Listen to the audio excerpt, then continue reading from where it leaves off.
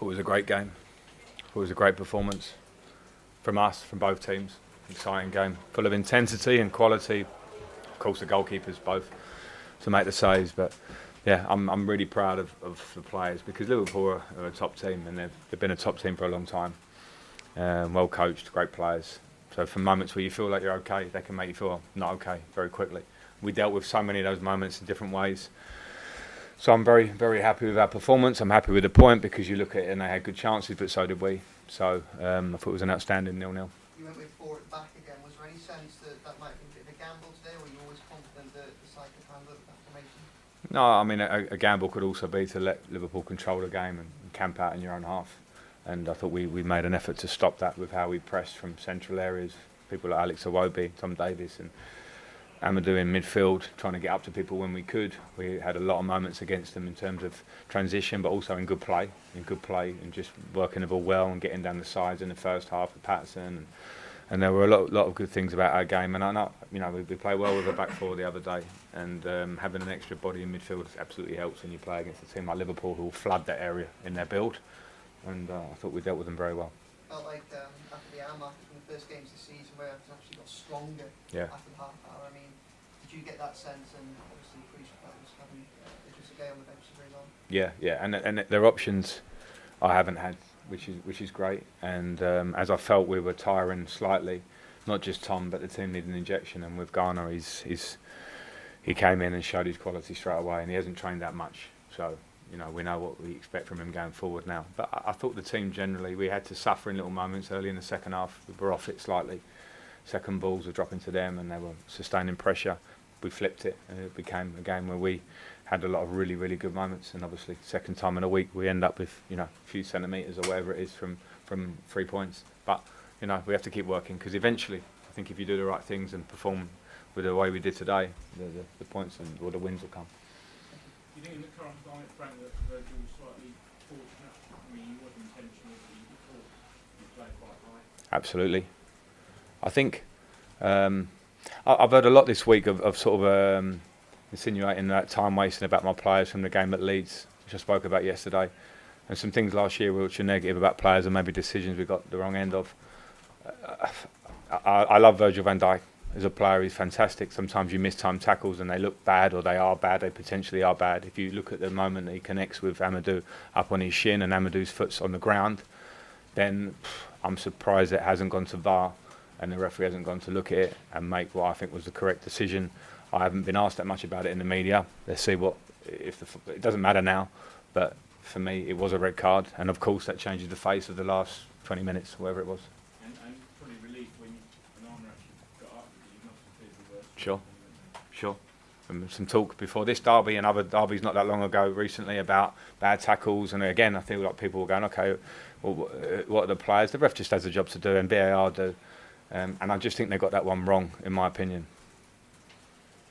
Frank, Jordan Pickford obviously gets a lot of scrutiny as England goalkeeper. Superb today. What would you make of it? Yeah, I mean absolutely superb. The save from Núñez in the first half, where I think we were as comfortable as you can be against Liverpool up until then, and then a moment of quality of Núñez and then Diaz, but the fingertips he gets to that, and then second half makes a lot of saves which were just of a world class, extremely high level, and he did it for us at the back end of last season. He gets scrutiny because he's England's number one. I understand that, but when you deliver like he did today, then everyone understands why he's England's number one and why we appreciate him so much here. Right. You're pleased on the MRBEAR fitted into the system today? Shift he put in, given the time he's had to play? Yeah, absolutely. I thought it was a great shift because to work with the team for a week, to understand how we want to press and to give him those sort of finer details, not easy. And he'll just get better and better. And we've missed that in the early parts of the season, a number 9. Even in the first half, a couple of moments around the box, you can feel he wants to get in positions to score, little diagonal runs in the box. He gets his chance, which he'll be disappointed about, but there's no worries because those ones will fall and they will come for him. But I thought his work ethic was great, and I think he's going to be a really, really big player for us.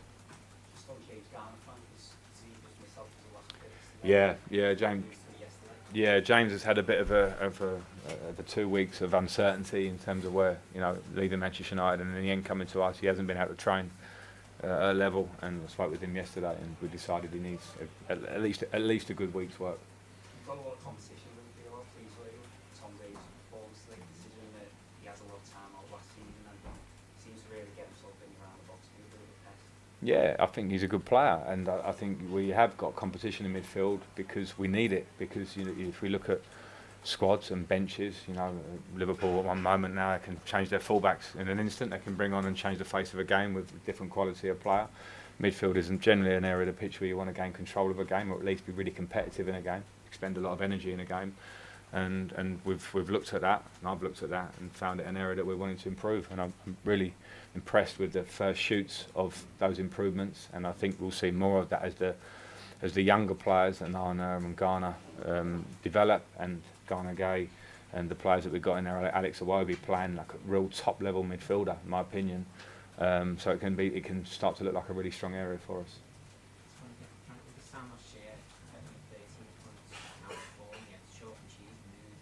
Mm. You really sense that even though you haven't got that win to your confidence, from what you can see, the improvements are so obvious. Yeah, I think so. And the points are unfortunate. It's unfortunate that we aren't on probably what points we feel we deserve, or what you think you would get off the back of the performances that we've had.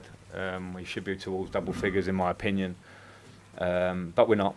But the good thing is, I think you see the fans' reaction at the end of the game and during the game. They see a team that's working really hard, showing the passion that they want, but also playing. I thought we played quite well in phases today, and we'll get much better at that as we go along, because we've got players who want to receive the ball and want to play from behind and play through lines. You saw the calmness that Garner gave us when he came on at certain times. So we'll work on that, and we'll get better, and we want more points for sure. But the good feeling is a good thing, because I think the players should feel that, and if we keep performing near the level, around the level that we did today, and get better, then I think those wins will come. Any further questions for the Sundays before we move on to the Mondays? No? Okay, we'll just do 2 or 3 for the Mondays.